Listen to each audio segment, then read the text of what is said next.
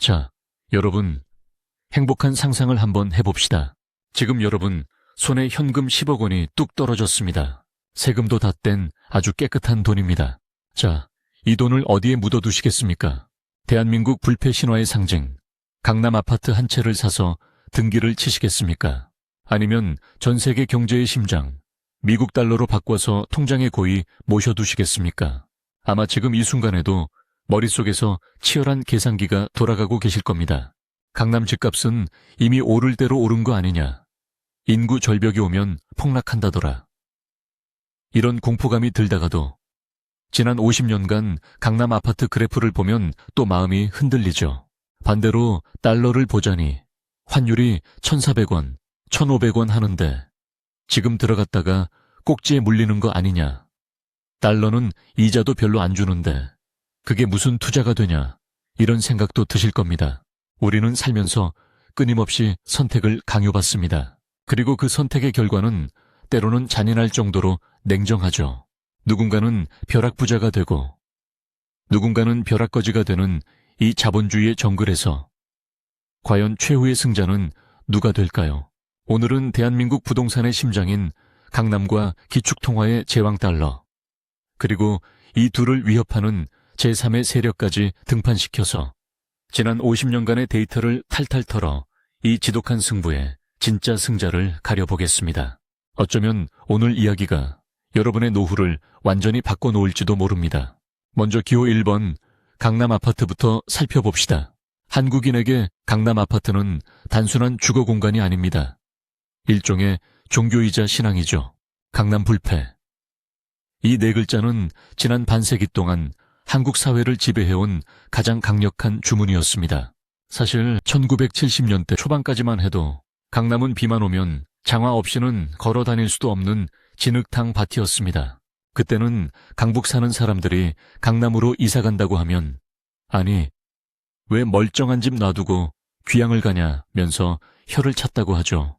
그런데 1970년대 후반부터 상황이 급변합니다.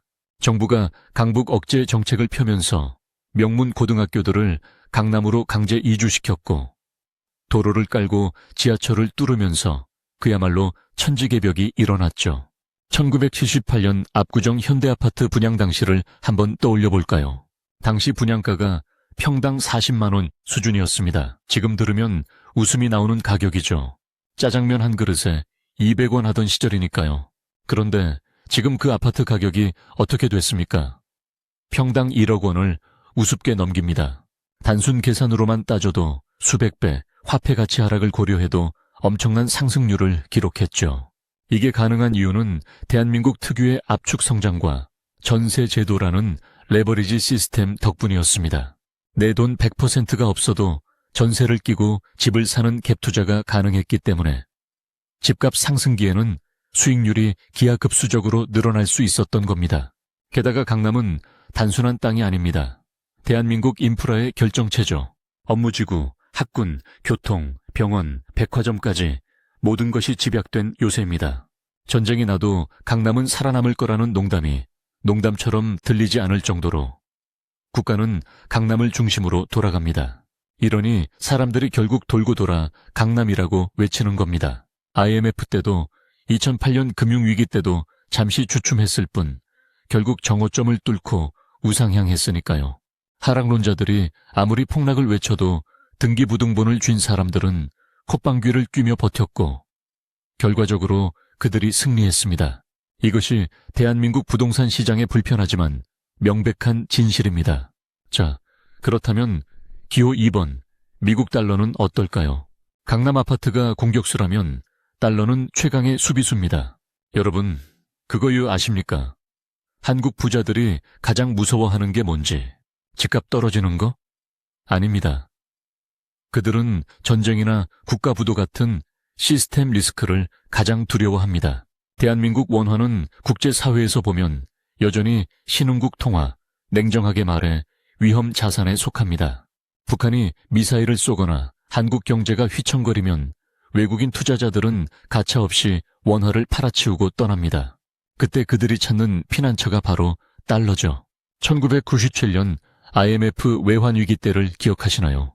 종합주가 지수는 곤두박질치고 부동산은 경매로 쏟아져 나왔습니다.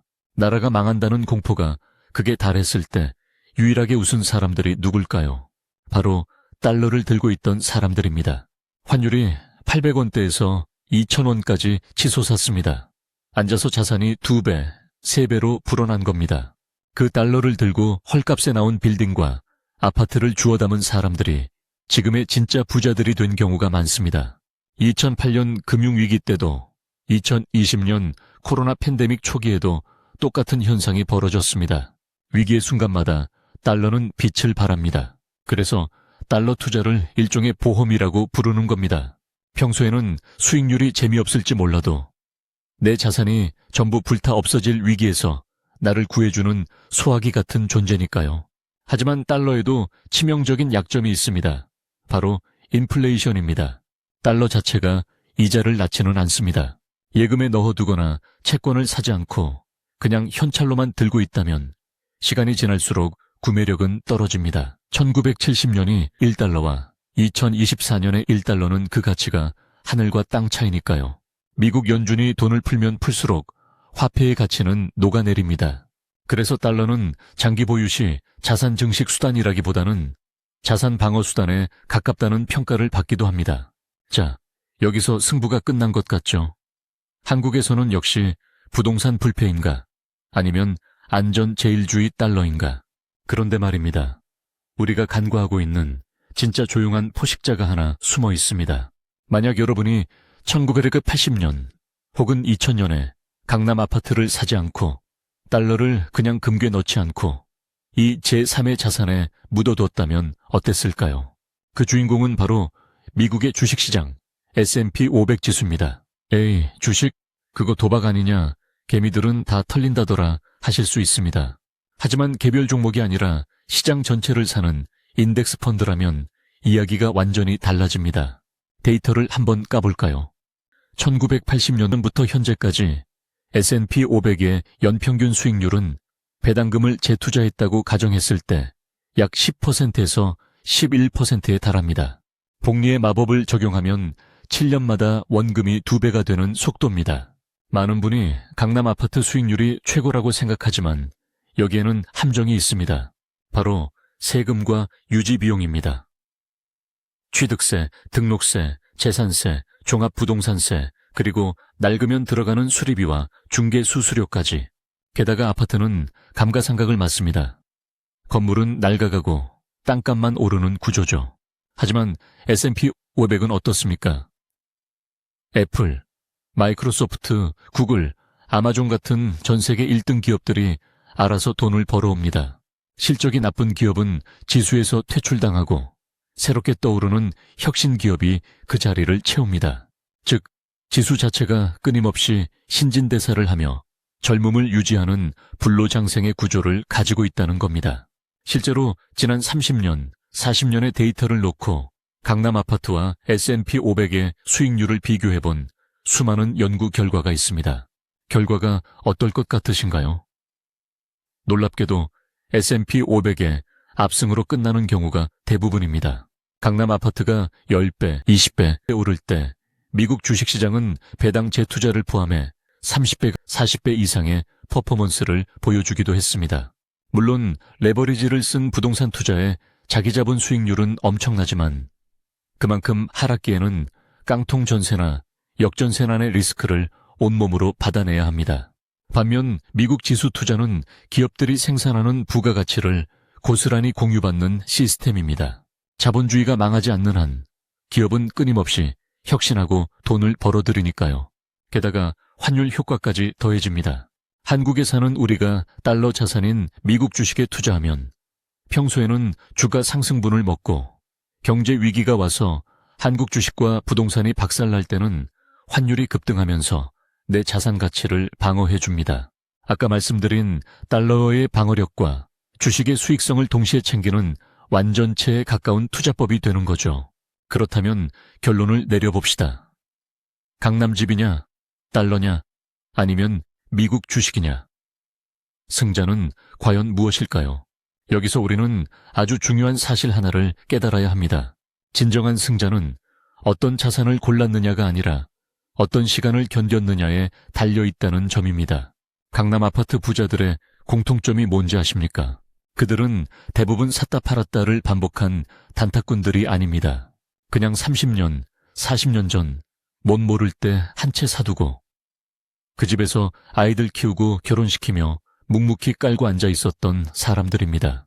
엉덩이가 무거운 사람이 이긴다는 주식시장의 격언이 부동산 시장에서도 그대로 적용된 거죠. 미국 주식도 마찬가지입니다.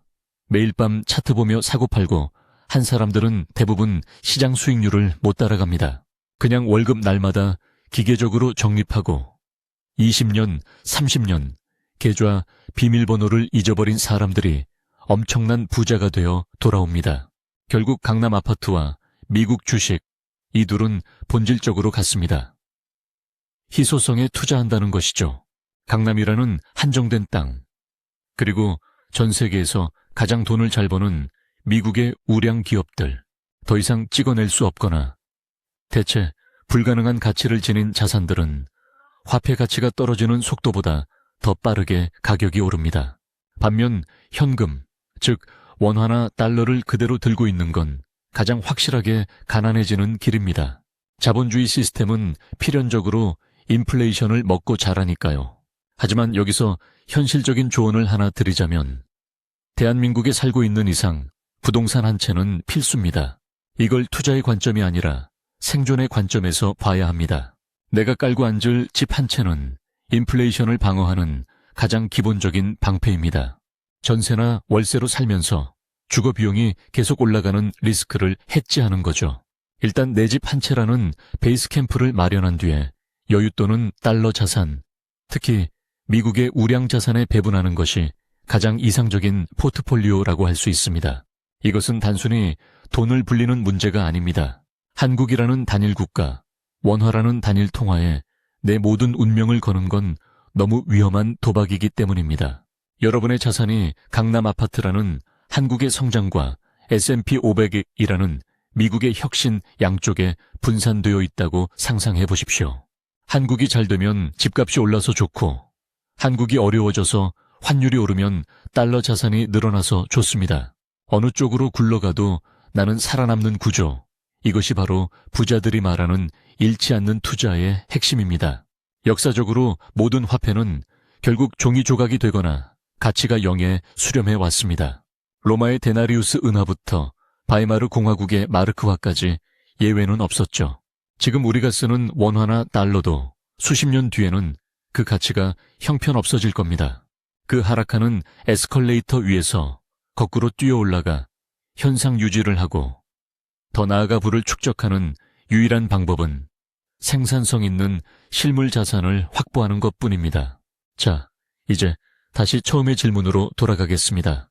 10억 원이 생긴다면 무엇을 사시겠습니까? 정답은 하나가 아닙니다.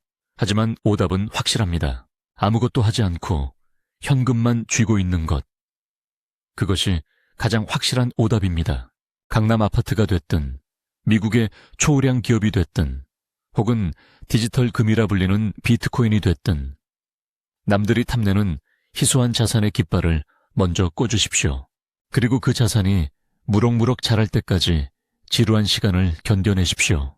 투자는 머리 싸움이 아니라 인내심 싸움이라는 뻔한 말을 뼈저리게 느끼는 순간 여러분은 이미 자본주의라는 게임의 승리자가 되어 있을 겁니다. 오늘의 이야기가 여러분의 투자 인사이트에 조금이나마 도움이 되었기를 바랍니다. 세상에 영원한 승자는 없지만 영원한 원칙은 존재합니다. 좋은 자산을 오래 보유하라. 이 단순한 진리를 실천하는 자만이 강남의 불빛 아래서 혹은 뉴욕의 마천루를 바라보며 웃을 수 있을 겁니다. 다음 시간에는 더 흥미롭고 충격적인 돈의 역사로 찾아오겠습니다. 그때까지 여러분의 자산이 무사하기를 기원합니다.